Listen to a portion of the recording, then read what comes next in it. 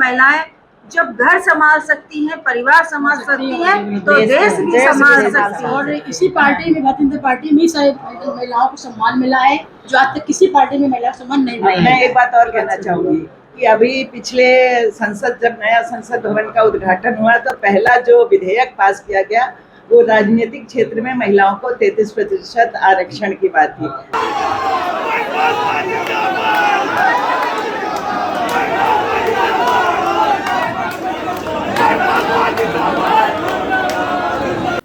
सबका साथ सबका विकास को पार्टी के अंदर भी सार्थक कर रही है भाजपा। भाजपा संगठन के जिला अध्यक्षों के चुनाव में हमेशा से ज़्यादा समय लगने के कारण को पार्टी की पदाधिकारियों ने भी बखूबी डिफेंड किया है। उनका कहना है कि जिला अध्यक्षों का चुनाव पूरी पारदर्शिता से और पार्टी संविधान के अनुसार किया गया है। सबका साथ सबका विकास जैसे स्लोगन को पार्टी के अंदर भी सार्थक किया जा रहा है। किसी के चहेते को या सिफारिश वाले को नहीं, केवल मेरिट और रिपोर्ट कार्ड के आधार पर ही पद दिए गए हैं। उद्देश्य पार्टी को आगे बढ़ाने वाले कार्यकर्ताओं को बढ़ावा देना और जिम्मेदारों को ही जिम्मा देना है। संगठन के अध्यक्षों का चुनाव एक पर्व के रूप में मनाया गया है। पहले बूथ अध्यक्षों का चयन, फिर मंडल अध्यक्षों, जिला अध्यक्षों का चयन, तब प्रदेश अध्यक्ष और फिर राष्ट्रीय अध्यक्ष का चयन किया जाता है।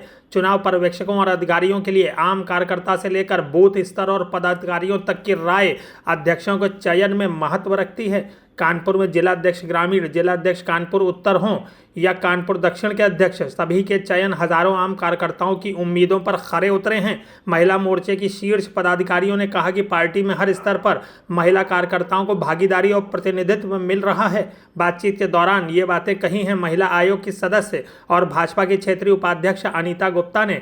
वहीं उनके साथ ही महिला मोर्चे की क्षेत्रीय महामंत्री पुष्पा तिवारी, महिला मोर्चा की क्षेत्रीय कार्य समिति सदस्य शिखा मिश्रा और संगीता शर्मा एवं कानपुर दक्षिण महिला मोर्चे की अध्यक्ष अनीता त्रिपाठी भी। जानते हैं उन्होंने क्या कहा।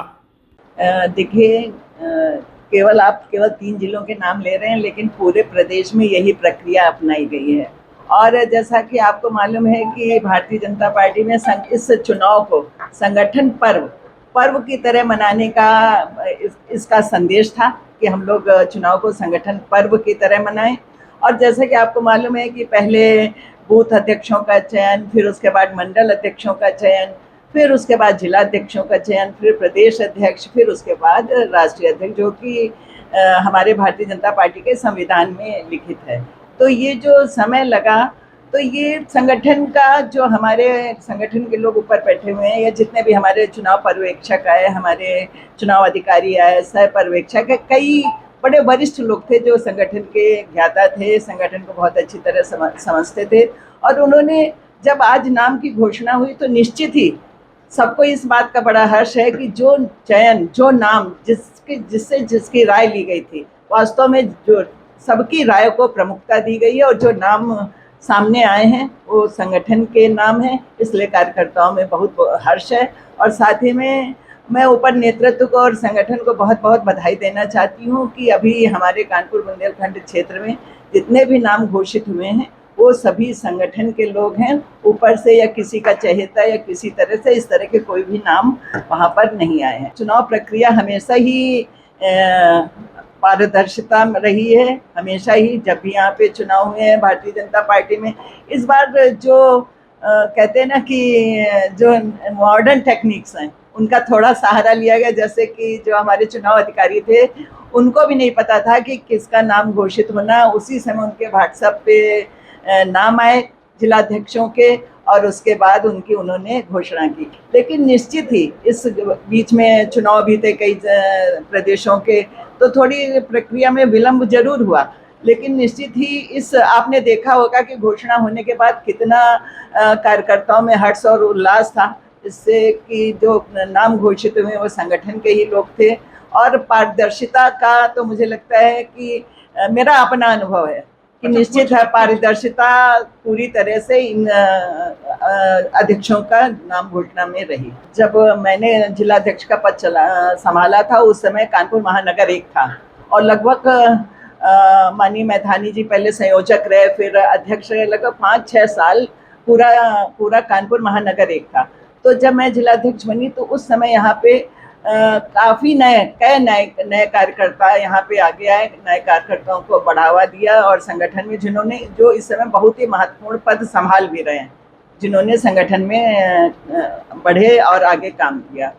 रही यहाँ पे चैलेंजेस की बात, तो शिवराम सिंह का क्योंकि जब मैं अध्यक्ष थी, मेरे साथ ये महामंत्री थे, तो इनका जो काम करने का और सबको साथ लेके चलने का मुझे लगता है सबसे बड़ी विशेषता, और अपने कोई भी कार्यक्रम हो उसका भरपूर 100% उसका देना, और हर कार्यक्रम में स्वयं उसमें रुचि लेकर के कैसे कार्यक्रम को सफल बनाया जाए। और मैं क्योंकि क्षेत्र में उपाध्यक्ष हूँ और साथ में कई कार्यक्रम मेरे पास भी आए जो प्रदेश के द्वारा दिए गए, लेकिन जिस तरह हर कार्यक्रम को कैसे अच्छी तरह हो, कैसे सबकी सहभागिता बढ़े, सूचना का कोई वो नहीं है, सूचना हर तरफ से उनके जितने भी कार्यकर्ता हैं उनके द्वारा उनको सूचना दी जाती है। और अभी मन की बात कार्यक्रम हो या जब अभी समर्पण राशि हो या उसके पहले एक और कार्यक्रम हुआ था, सब में प्रदेश में उन्होंने प्रथम स्थान प्राप्त किया। तो इससे ये पता लगता है कि संगठन के हित के लिए शिवराम सिंह का मुझे लगता है इससे अधिक उपयुक्त नाम कोई और नहीं था। और ये मेरा मत नहीं, मुझे लगता है घोषणा हुई है तो निश्चित है प्रदेश और केंद्र और क्षेत्र सभी ने उनकी इस जो योग्यता है उसको पहचान। ये देखिए, ये हमारी राजनीतिक सच्चाई है। हम कुछ भी कहें, कितना भी कहें कि हम जात पात की बात नहीं करते, लेकिन अभी हमारा जो समाज है, लेकिन ये बात भी ठीक है कि तमाम ऐसे वर्ग हैं जिनको अभी प्रतिनिधित्व तो नहीं मिलता है, तो तमाम ऐसी पिछड़ी जातियां, अनुसूचित जातियां हैं, तो अगर उनके को प्रतिनिधित्व मिलता है तो इससे उनका मनोबल बढ़ता है और उनको लगता है कि उनके बीच का कोई एक नेता बना। और क्योंकि हमारे यहाँ की जो सामाजिक रचना है उत्तर प्रदेश की, तो उसमें अभी भी जो घोषणा हुई है, तो उसमें भी आप लोग तो मैंने भी अखबारों में ही पढ़ा और आप लोग लिखते रहते हो, आप लोग जर्नलिस्ट हो, कि संगठन इस बात का बड़ा महत्व दे रहा है कि जो अति पिछड़ी जातियां हैं और जो अनुसूचित जातियां, जिसमें कई जातियों का प्रतिनिधित्व तो नहीं हो पाता है, उन सबको अब की बार मुख्य रूप से प्रतिनिधित्व दिया जाए। देखिए, आज का जो रिजल्ट निकला हमारी भारतीय जनता पार्टी की, जो हमारी एक जिलाध्यक्ष हमारी देहात की है रेणुका सचान जी, तो हम सबके बीच में हमारी महिला मोर्चा अध्यक्ष थी, आज वो अध्यक्ष मेनवाड़ी भाजपा की बनाई गई है। बहुत गर्व है, मुझे बहुत अच्छा लगा कि हमारी एक महिला मोर्चा की बहन आज भाजपा की करने जा रही है, बहुत अच्छा लगा। और हमारी सभी बहनें, हमारी जिलाध्यक्ष अनीता जी भी बैठी हैं, ये आज नहीं तो कल ये भी होने वाली हैं, ऐसा नहीं है। लेकिन हमारी जो भाजपा नेतृत्व हमारी महिलाएं कर रही हैं, वाकई में हमारे बुंदेलखंड क्षेत्र में पूरे प्रदेश की मैं बात कर रही हूँ कि महिलाएं हमारी बढ़ के हिस्सा लेती हैं और बहुत काम करती हैं। मैंने इसलिए महिला मोर्चा में हूँ कि मुझे पता है कि हमारी बहनें कितना काम काज छोड़ के अब संगठन को काम कर रही हैं, संगठन को आगे बढ़ाने का कार्य कर रही है। ऐसे महिला मोर्चा हमारे पूरे उत्तर प्रदेश की कार्य कर रही है, बुंदेलखंड की तो कहना नहीं, नंबर 1 पे हमेशा हमारे उत्तर प्रदेश। मैं तो बस इतना कहना चाहूँगी कि हमारी दीदी ने जो कहा, अनीता जी ने, पुष्पा बहन जी ने, मैं तो अब इस मंच से यही कहना चाहूँगी कि हमारे मोदी योगी जी ने जो बहनों का ख्याल रखा है, उनको मैं बहुत बहुत धन्यवाद व आभार प्रकट करती हूँ। क्योंकि दिल्ली में अभी जो मुख्यमंत्री हमारी गुप्ता जी बनी हुई हैं, कितनी बधाई के पात्र हैं, और हमारे यहाँ रेणुका सचान जी बनी हुई हैं, और हम सब महिलाएं महिला मोर्चा की जो कार्य कर रही हैं, स्वाभाविक है कि हम लोग जब घर गृहस्थी संभाल कर और परिवार से जब बाहर निकलते हैं समाज के सामने, तो बहुत चीज़ों को हम लोगों को कठिनाइयाँ देखना पड़ता है, परंतु हमारा मनोबल बढ़ाने के लिए हमारे मुख्यमंत्री जी, हमारे प्रधानमंत्री जी महिलाओं को जो बढ़ा रहे हैं, हम उनको बार बार धन्यवाद कहेंगे कि आज अगर वो हैं तो हम सब हैं, वरना पहले कभी कहीं नहीं थे। बस भारत माता की जय। एक भारतीय जनता पार्टी एक ऐसी पार्टी है जो महिलाओं के हित के लिए लगातार काम करती आ रही है, और हर समय हर वक्त महिलाओं के साथ हमारी भारतीय जनता पार्टी, हमारे योगी मोदी जी काम कर रहे हैं दिन रात।